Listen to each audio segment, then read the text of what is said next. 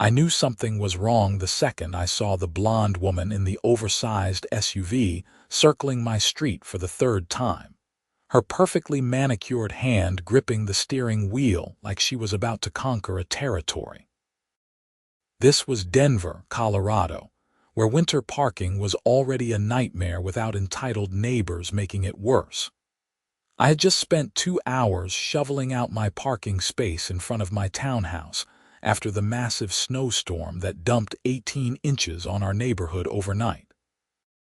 My back ached, my fingers were numb despite my gloves, and all I wanted was to park my truck in the spot I had cleared with my own labor and sweat.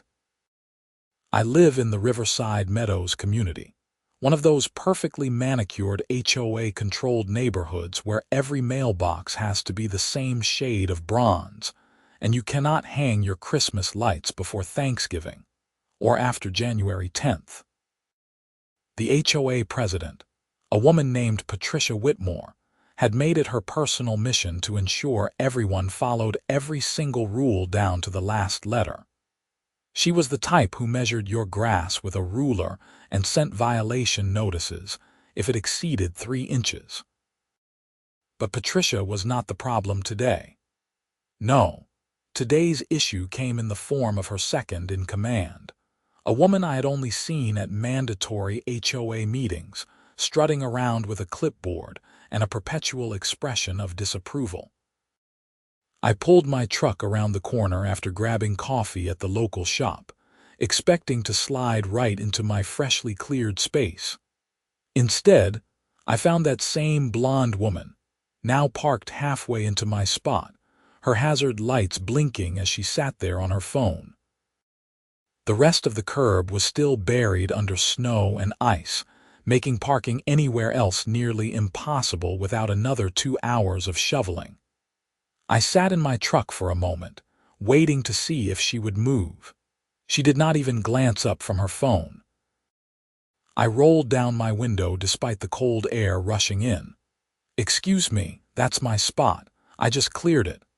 The woman finally looked up and I recognized her immediately. Brenda Hutchins, the HOA treasurer and Patricia's right hand.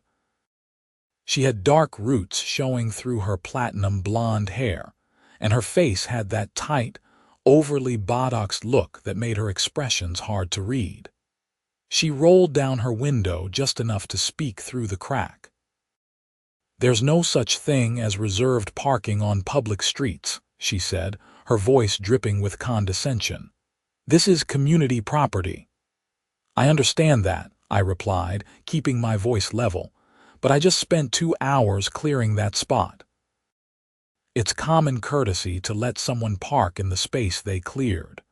Brenda's lips pressed into a thin line. "Courtesy is not a rule, Kevin.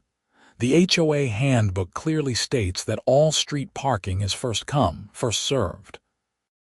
I need this spot because I'm doing an inspection of the properties on this block today. My name is Kevin Crawford, and I had lived in Riverside Meadows for 3 years.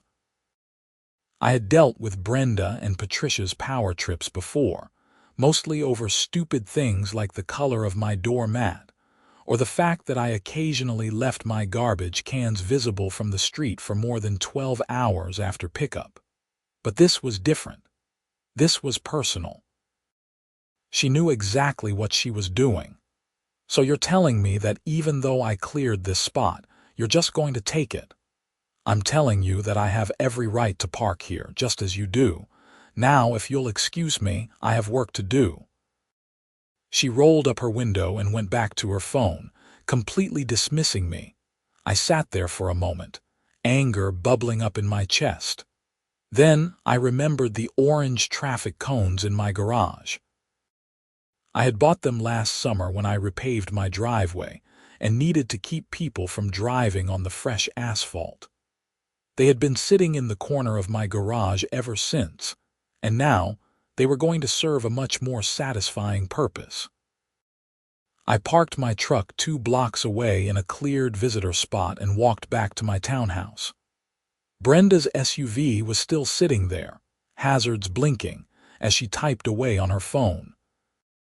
I hauled out 4 bright orange cones from my garage and placed them in my cleared parking spot the moment Brenda pulled away to continue whatever inspection she claimed to be doing. I positioned them perfectly, making it impossible for anyone to park there without moving them first. Then I did something I am not particularly proud of, but had no regrets about.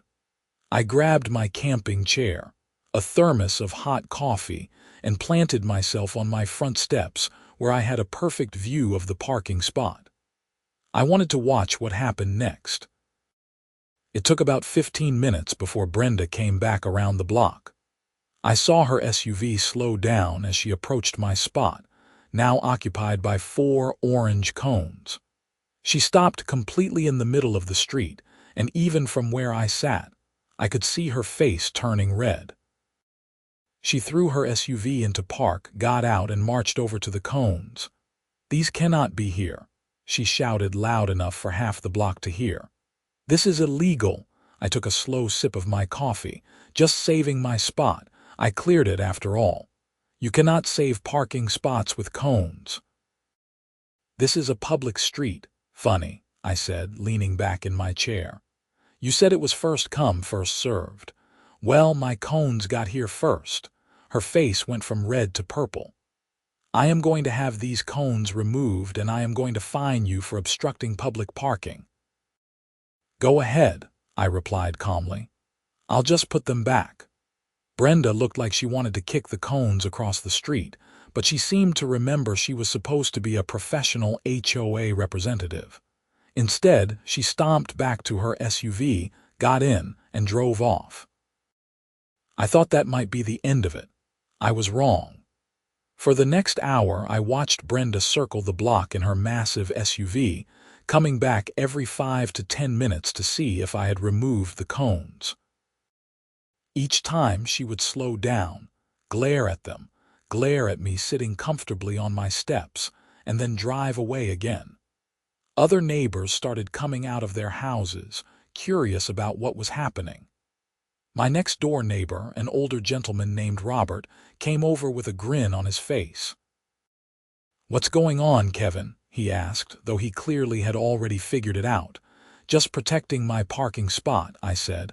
"Spent 2 hours clearing it this morning." Robert chuckled. "I saw Brenda trying to take it earlier. Good for you, son. That woman needs someone to stand up to her once in a while." Other neighbors started sharing their own stories about Brenda and Patricia. Apparently, I was not the only one who had issues with the HOA's aggressive enforcement of petty rules. One woman told me about getting fined because her holiday wreath was 3 inches too large according to HOA standards. Another man said he received a violation notice because his car was parked in his own driveway, but was visible from the street during non-approved hours, whatever that meant. Brenda made her 7th loop around the block, and this time she stopped right in front of my house. She got out of her SUV again, leaving it running in the middle of the street. "This is harassment," she screamed at me. "I am going to call the police." "For what?" I asked, genuinely curious. "For sitting on my own front steps. For obstructing public parking with unauthorized traffic control devices." I shrugged. "Call them. I'd love to hear what they have to say." She pulled out her phone and dialed, and I heard her speaking in rapid, clipped tones to whoever answered.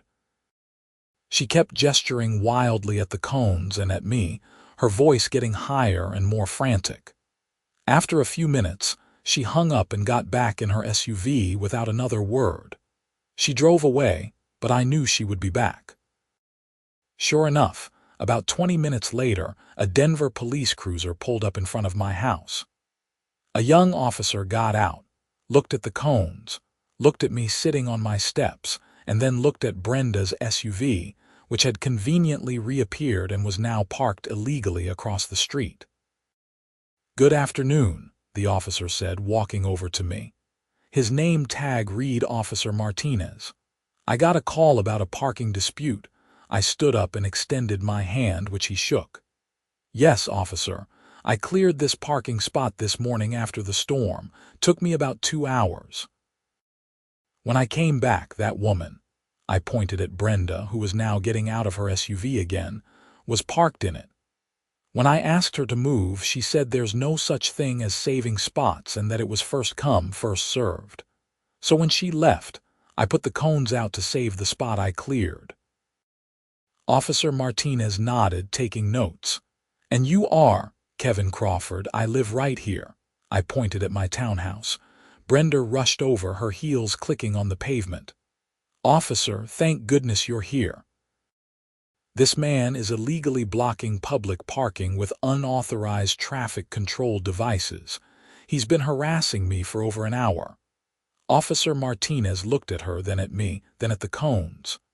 "Madam, can I get your name?" "Brenda Hutchins. I'm the treasurer of the Riverside Meadows HOA, and I was attempting to park in that spot to conduct official HOA business when he put those cones out specifically to prevent me from parking there. After you took the spot, I spent 2 hours clearing," I interjected. Officer Martinez held up a hand. "Okay, let me explain how this works. In Denver, there's no law against using cones or other objects to save a parking spot that you've personally cleared after a snowstorm. It's considered common courtesy, and while it's not legally enforceable, the police generally don't interfere with these informal arrangements. However," he turned to me, "these cones cannot stay here permanently, and if someone moves them and parks here, that's their right." Brenda's face lit up. "So I can move the cones and park there?" "Technically, yes," Officer Martinez said, "but I'd advise against it. Like I said, it's common courtesy. This gentleman spent his time and effort clearing that spot. The right thing to do would be to find another spot." "There are no other spots," Brenda protested. "The entire street is covered in snow." "Then I suggest you do what Mr. Crawford did and clear one yourself," Officer Martinez said, his tone making it clear he was done with the conversation. "Now, is there anything else I can help you folks with, or can I get back to actual emergencies?" Brenda looked like she had been slapped. "This is ridiculous. I'm going to report this to the chief of police. I know people in this city, officer." Officer Martinez's expression hardened slightly. "You're welcome to file any complaint you'd like, madam. My badge number is right here." He tapped the number on his uniform. "Now, I'm going to ask you to move your vehicle because you're currently parked illegally across the street, blocking that fire hydrant." I had not even noticed, but Brenda had indeed parked right next to a fire hydrant. Her face went pale as she realized her mistake. "I'll move it right now," she stammered, rushing back to her SUV. Officer Martinez turned to me with a slight grin. "Try not to let this escalate further, okay? I get that you're frustrated, but trust me, HOA disputes can get ugly fast." "Understood, officer. Thank you." He nodded and walked back to his cruiser. Brenda moved her SUV away from the hydrant and then, to my surprise, drove off completely instead of circling back again. I thought maybe she had finally given up. I should have known better. I stayed outside for another 30 minutes, mostly because several neighbors had come over to chat and share their own HOA horror stories. Apparently, Patricia and Brenda had been making everyone's lives miserable for the better part of 2 years. The HOA had become less about maintaining property values and more about exerting control over every minor aspect of our lives. Someone mentioned that there was going to be an HOA meeting the following week, and several people suggested I bring up what happened today. "You should run for HOA president," Robert said. "Give Patricia a run for her money." I laughed, but the idea was not entirely unappealing. I had never considered getting involved in HOA politics, mostly because I had better things to do with my time. But after today, I was starting to think that maybe someone needed to challenge the status quo. I finally went inside around 3 in the afternoon, leaving the cones in place. I figured I would move my truck back to the spot later in the evening. I made myself some lunch and tried to focus on work. I did freelance graphic design from home, which gave me a flexible schedule but also meant I needed to stay on top of deadlines. I had a logo project due by the end of the week, and I had barely started. Around 5, I heard a loud crash outside. I rushed to the window and saw that someone had knocked over all 4 of my cones. They were scattered across the street, and parked in my cleared spot was Brenda's SUV. She was standing next to it, arms crossed, with a triumphant smirk on her face. I took a deep breath, counted to 10, and then walked outside. "Really?" I called out to her. "You're really going to do this?" "I have every right to park here," she said, her voice sickeningly sweet. "Just like the officer said, and since you weren't using the spot, I figured I'd take it." "I was using the spot. I cleared it." "But your vehicle isn't here," she said, gesturing at the empty space where my truck should have been. "First come, first served, Kevin. Those are the rules." I realized then that this was not just about parking. This was about power. Brenda wanted to prove that she could do whatever she wanted, and there was nothing I could do about it. She wanted to humiliate me in front of the neighbors, to show everyone that the HOA was in charge. "You know what, Brenda? Park here all you want, but just remember karma has a funny way of working things out." She laughed, actually laughed. "Is that a threat?" "Nope, just an observation." I picked up my cones and carried them back to my garage. I was not going to play her game anymore. If she wanted the spot that badly, she could have it. I had better things to do than engage in a childish parking war with an HOA board member who clearly had too much time on her hands.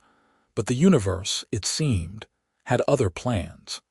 The next morning, I woke up to the sound of shouting outside. I looked out my window and saw Brenda standing next to her SUV, which was now completely buried under a massive pile of snow. Apparently, the city snowplow had come through overnight and, in an ironic twist of fate, had dumped the entire contents of its plow right on top of her vehicle. The SUV was completely invisible except for the very top of the roof. I could not help but laugh. I threw on some clothes and went outside where a small crowd of neighbors had gathered. Brenda was on her phone, yelling at someone, probably the city's public works department. "This is unacceptable." She screamed into the phone. "My vehicle is completely buried. You need to send someone out here right now to clear this." I walked over to Robert, who was grinning from ear to ear. "Did you see this?" he asked, barely containing his laughter. "Hard to miss," I replied. "That's got to be at least 3 feet of snow on top of her car." "Serves her right," Robert muttered. "She's been nothing but a pain to everyone in this neighborhood." Brenda hung up her phone and looked around at all of us standing there. "What are you all looking at? This is a serious problem." "Did the city say when they'd come clear it?" I asked, genuinely curious. "They said it could be 48 hours, she shrieked. 48 hours, I need my car now."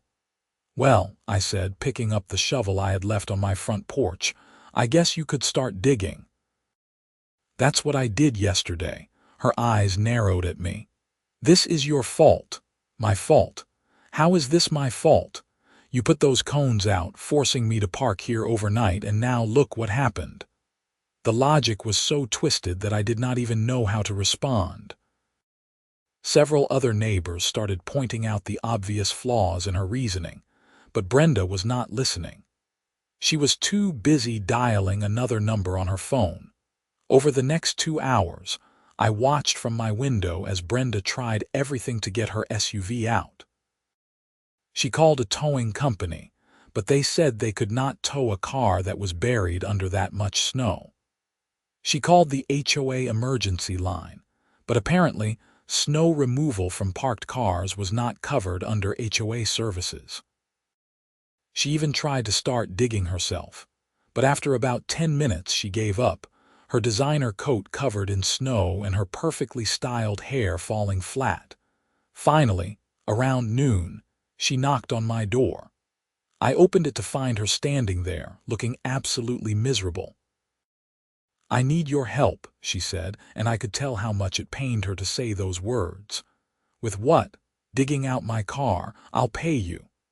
I almost said no. Part of me wanted to tell her to figure it out herself, just like she had told me to find another spot yesterday. But I am not a cruel person, and despite everything, I could see she was genuinely desperate. "I'll help you," I said. "But not for money. I'll help you because it's the right thing to do. And maybe, just maybe, you'll remember this the next time you're tempted to take advantage of someone else's hard work." She did not say anything, but she nodded. I grabbed my shovel and spent the next 3 hours helping Brenda dig out her SUV. Several other neighbors joined in, which made the job go faster. By the time we finished, it was nearly dark and all of us were exhausted. "Thank you," Brenda said quietly as she got into her finally freed SUV. "I appreciate it." "You're welcome," I replied.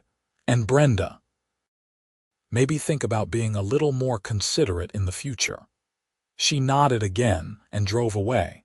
I thought that might be the end of it, that maybe she had learned her lesson. But I should have known that people like Brenda do not change that easily. 3 days later, I received a notice in my mailbox. It was from the HOA, signed by both Patricia Whitmore and Brenda Hutchins. The notice informed me that I was being fined $500 for unauthorized use of traffic-controlled devices on community property and creating a public nuisance. The fine was due within 30 days, or else the HOA would place a lien on my property. I stared at the notice in disbelief. After everything, after I had helped her dig out her car, Brenda had still gone ahead and issued me a fine. I was furious. I immediately called the HOA office and demanded to speak with Patricia.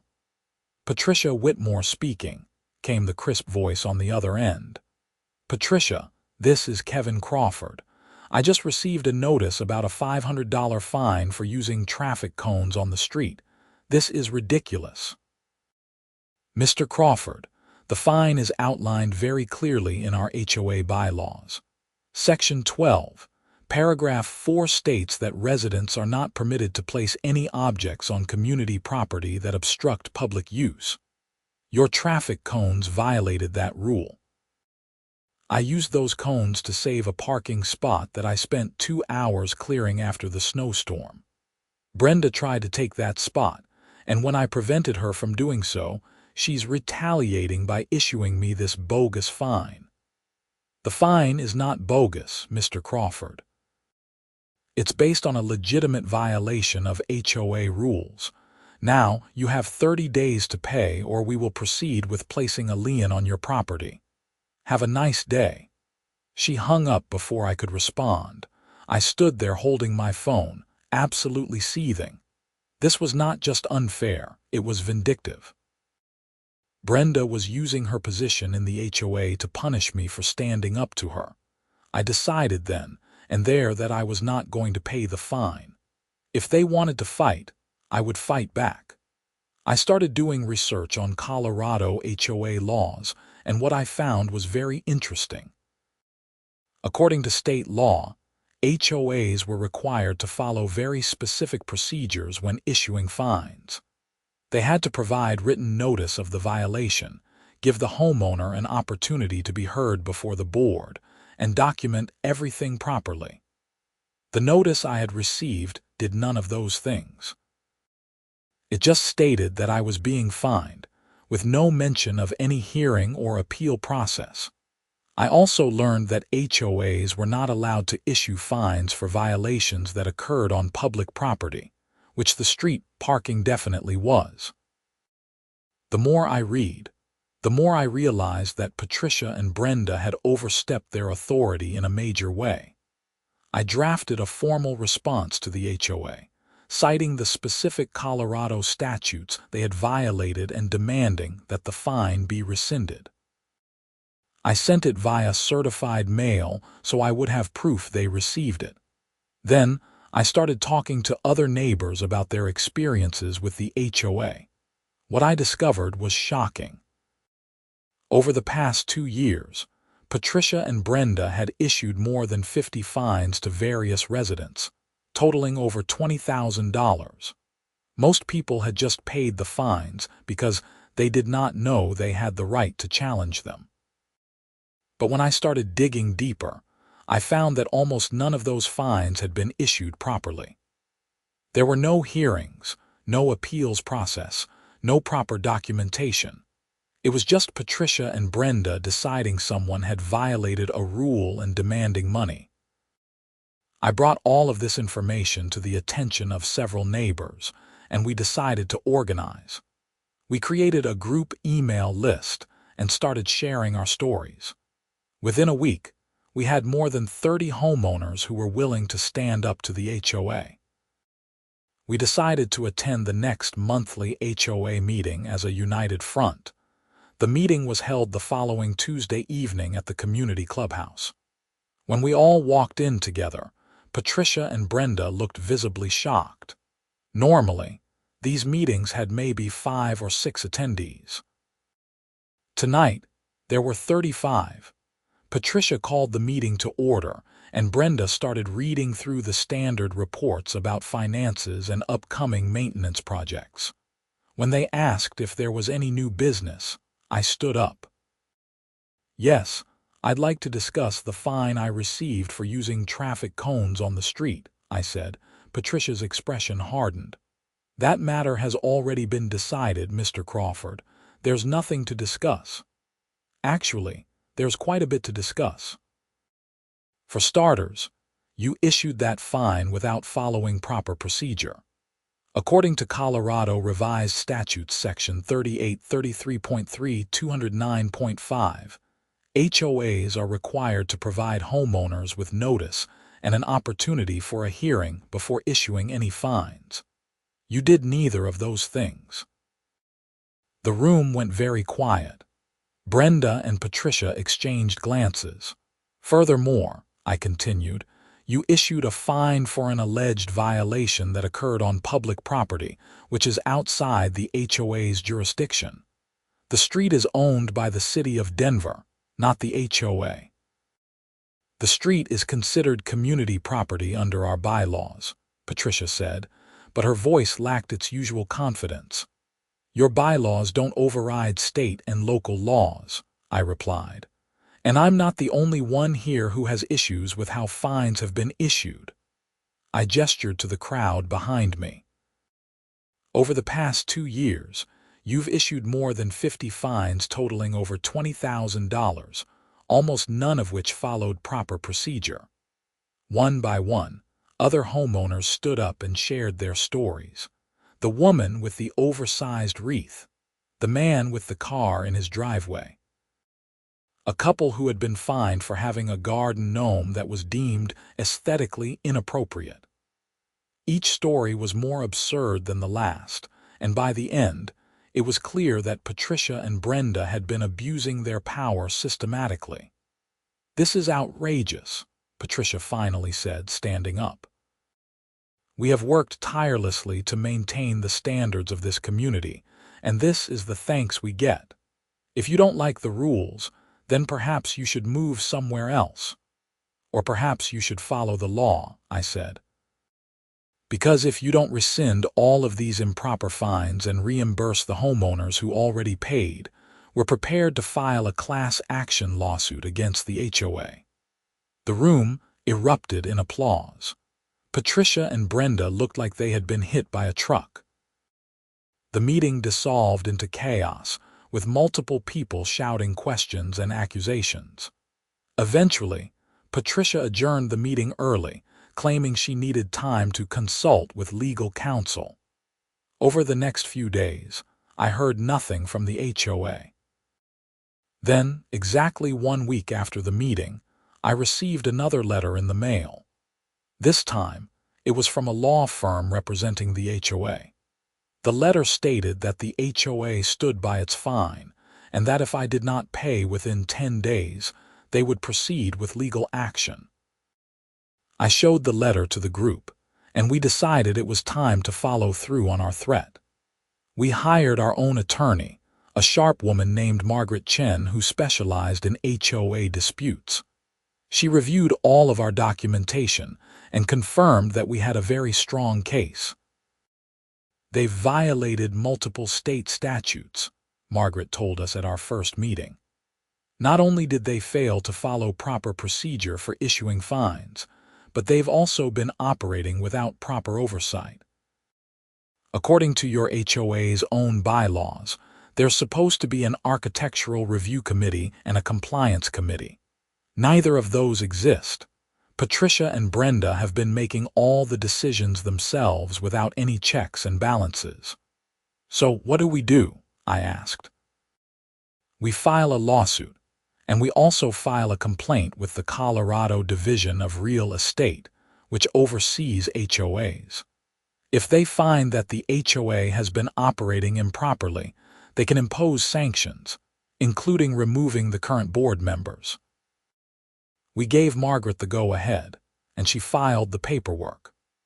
The lawsuit alleged that the HOA had violated numerous state statutes, breached its fiduciary duty to the homeowners, and engaged in a pattern of harassment and intimidation.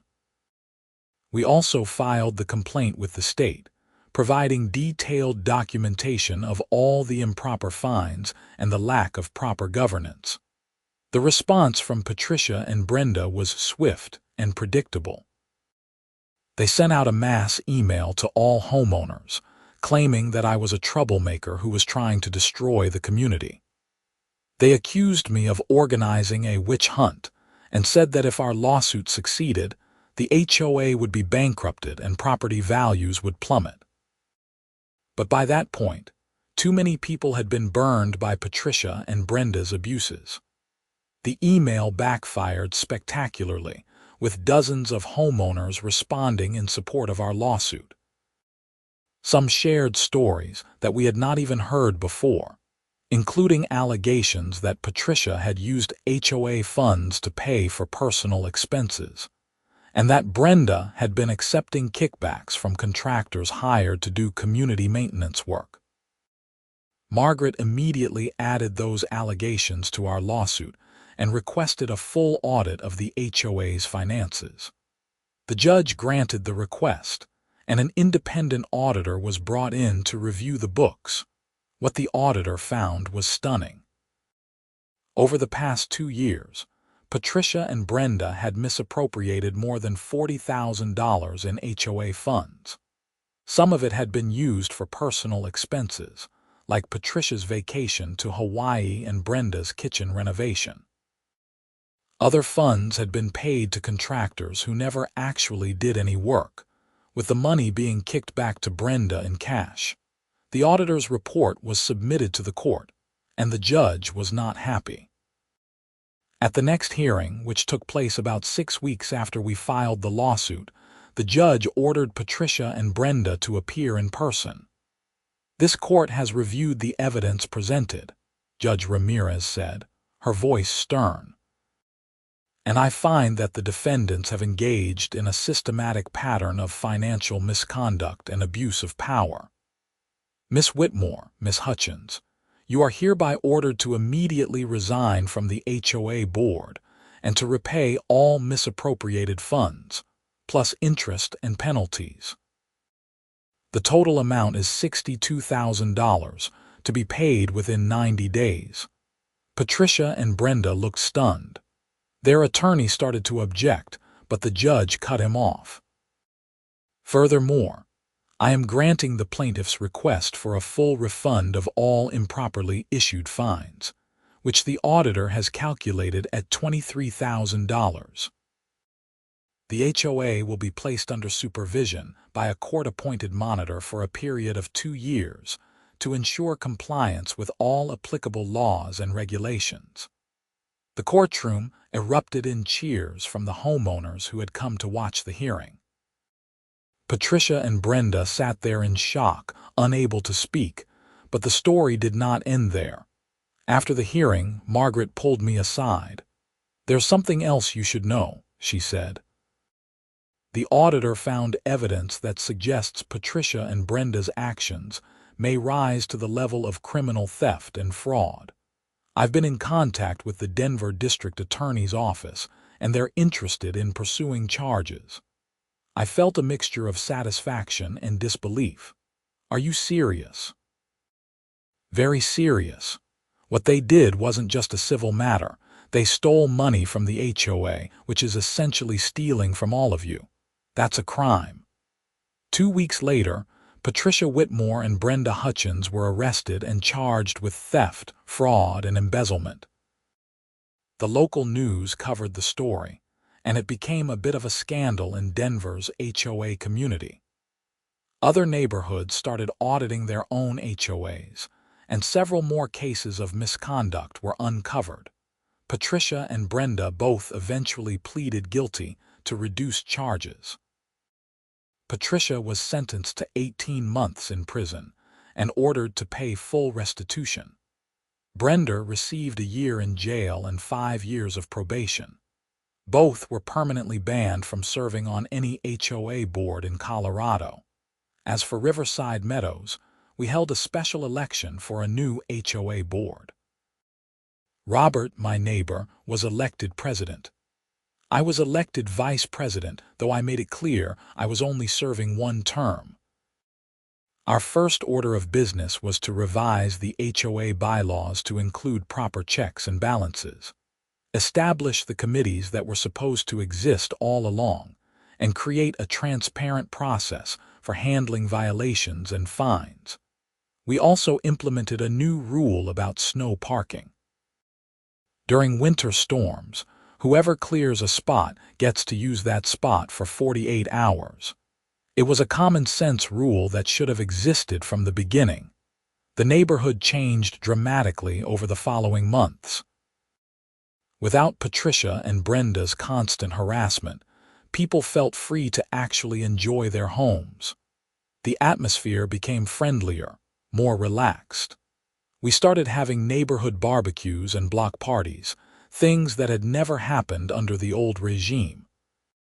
As for me, I finally got to park in my cleared spot without any drama.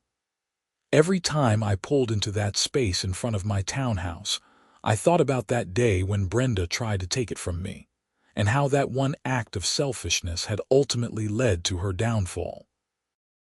It was a reminder that standing up to bullies, even when it seems pointless, can sometimes make all the difference.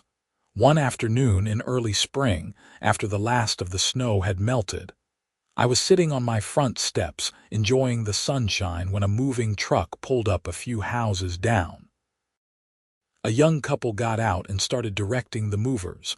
I walked over to introduce myself. "Hi, I'm Kevin Crawford," I said, extending my hand. "Welcome to the neighborhood." The woman shook my hand with a warm smile. "I'm Jennifer, and this is my husband, Mark. We've heard so much about this community." "All good things, I hope," Mark laughed. "Actually, we heard about the whole HOA scandal. It's part of why we bought here.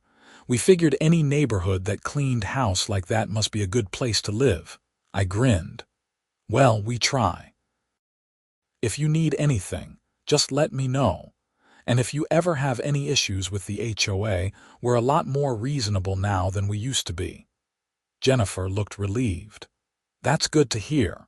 Our last place had an HOA president who was absolutely terrible. She tried to fine us for having the wrong color front door."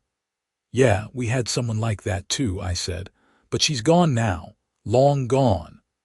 As I walked back to my townhouse, I felt a sense of satisfaction. Riverside Meadows was not perfect, but it was better. And sometimes, that is all you can ask for. The parking space in front of my house was empty, waiting for my truck when I needed it. I had earned that space, not just by clearing the snow, but by standing up for what was right.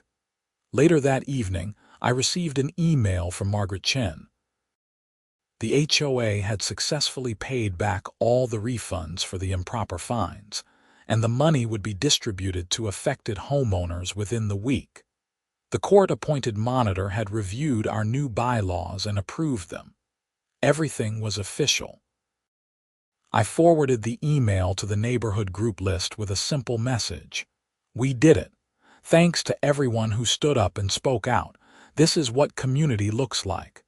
The responses came flooding in. Messages of gratitude, relief, and celebration. Someone suggested we have a neighborhood party to mark the occasion. And within an hour, plans were being made for a potluck in the community park the following weekend. The party was a huge success. Nearly every household in Riverside Meadows attended, bringing food and drinks and good spirits.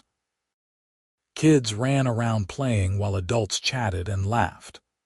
Robert gave a short speech thanking everyone for their support and dedication to making the neighborhood better. Then he asked me to say a few words.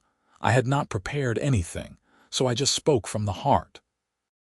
A few months ago, I was sitting on my front steps, angry because someone had tried to take a parking spot I had cleared. It seemed like such a small thing at the time, but that small act of disrespect led to uncovering something much bigger. It showed us that when people abuse power, even in small ways, it's important to push back. Not because we're looking for a fight, but because communities work best when everyone treats each other with respect and fairness. So thank you all for standing with me, for sharing your stories, and for helping to make Riverside Meadows a place we can all be proud to call home. The crowd applauded, and I felt genuinely moved by the support. As the sun set and the party wound down, I found myself thinking about how much had changed since that snowy morning when this all began. Life in Riverside Meadows returned to a comfortable normalcy. The new HOA board worked quietly and efficiently, handling necessary business without the drama and overreach that had characterized Patricia and Brenda's reign. Disputes were handled fairly, violations were rare and addressed reasonably, and most importantly, people felt heard and respected. I eventually moved my camping chair back into storage, no longer needing to guard my parking spot. The orange cones stayed in my garage, a reminder of the battle they had helped me win. Every so often, when we had a big snowstorm, I would see them sitting there and smile. About 6 months after everything was resolved, I ran into someone at the grocery store who recognized me from the news coverage. She thanked me for what I had done, saying it had inspired her to challenge her own HOA's unfair practices. I told her I was just one person who had gotten fed up and that the real credit belonged to all the neighbors who had stood together, but she shook her head. You were the catalyst. You were the one who said enough is enough. That takes courage. I appreciated her words, but honestly, I did not feel particularly courageous. I had just been a guy who wanted to park in a spot he had cleared. Everything else had followed from that simple desire for fairness. As time went on, the story of what happened at Riverside Meadows became something of a legend in Denver's HOA community. Other neighborhoods cited our case when challenging their own boards. Changes were made at the state level to increase oversight of HOAs and to make it easier for homeowners to challenge improper actions. Margaret Chen told me that our lawsuit had created important precedents that would help homeowners across Colorado. I served out my 1-year term as HOA vice president and then happily stepped down, returning to my quiet life of freelance design work and shoveling my own parking spot when needed. Robert remained president for another year before passing the torch to someone else. The neighborhood continued to thrive, and property values actually increased once word got out about how we had reformed our HOA. Patricia served her time and moved out of state after her release. I heard through the grapevine that she was working as a retail manager somewhere in Arizona, far from any HOA power. Brenda also relocated after serving her sentence, reportedly to Texas. Neither of them ever apologized or showed any remorse for what they had done, at least not publicly. But they were gone, and that was what mattered. The whole experience taught me several important lessons. First, that standing up to bullies is always worth it, even when the issue seems small. Second, that abuse of power rarely happens in isolation. When you pull on one thread, you often unravel a whole tapestry of misconduct. Third, and most importantly, that ordinary people have more power than they realize when they come together and refuse to be pushed around. I still live in Riverside Meadows, and I still clear my parking spot after every snowstorm. But now, nobody tries to take it from me. Not because they are afraid, but because we have created a culture of respect and consideration. That is worth more than any parking spot, though I am still pretty protective of mine. On quiet evenings, I sometimes sit on my front steps with a cup of coffee, looking at that stretch of curb in front of my house. It looks like any other parking spot, just a few feet of pavement beside the street. But to me, it represents something bigger. It represents the idea that everyone deserves to benefit from their own hard work, that rules should be applied fairly, and that communities function best when people treat each other with basic human decency. And whenever I see my neighbors shoveling out their own spots after a snowstorm, I feel a sense of pride. Not because I taught them to stand up for themselves, they already knew how to do that, but because we created an environment where standing up for yourself is respected rather than punished. The orange cones still sit in my garage, right next to my shovel and my bag of ice melt. I have not needed to use them since that memorable day, but I keep them there anyway. They are a reminder of the day I decided I had had enough, and of everything that followed. They are a reminder that sometimes the smallest acts of resistance can lead to the biggest changes. And if Brenda ever drives through the neighborhood again, which I doubt she would see a community that is stronger, fairer, and more united than it was when she tried to rule it with an iron fist. She would see people who learned that they have a voice and are not afraid to use it. She would see neighbors who look out for each other instead of looking to exploit one another. Most importantly, she would see that the parking spot she tried so hard to take from me is still there, right in front of my house, cleared and ready whenever I need it. And that spot, that simple stretch of curb, represents a victory that went far beyond parking.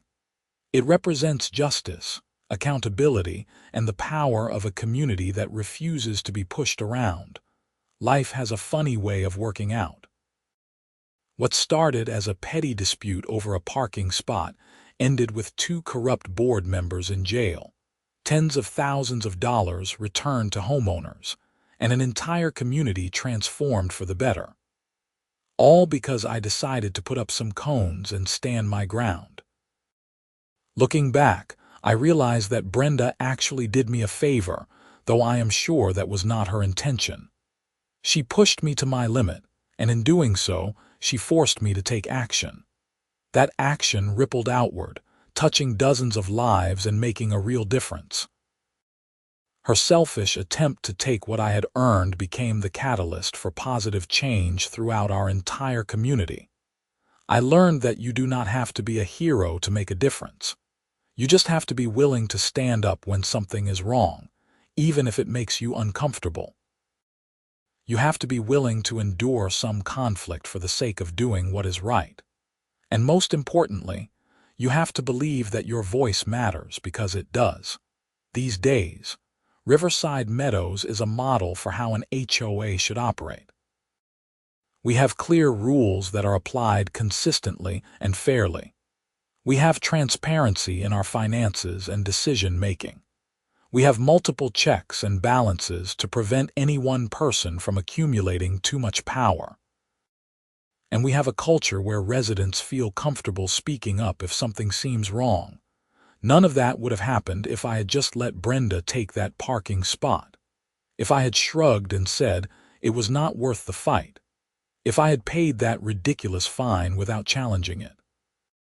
Sometimes, the smallest battles are worth fighting because they represent something much larger. As I finish writing this account of what happened, I realize how far we have come. The winter when all of this began feels like a lifetime ago, even though it has only been about a year and a half. Riverside Meadows has been transformed, not through some grand revolution, but through ordinary people deciding they deserved better and being willing to work for it. And it all started with 4 orange traffic cones, a cleared parking spot, and my stubborn refusal to let someone take advantage of my hard work. I watched Brenda circle the block for an hour that day, growing more frustrated with each pass.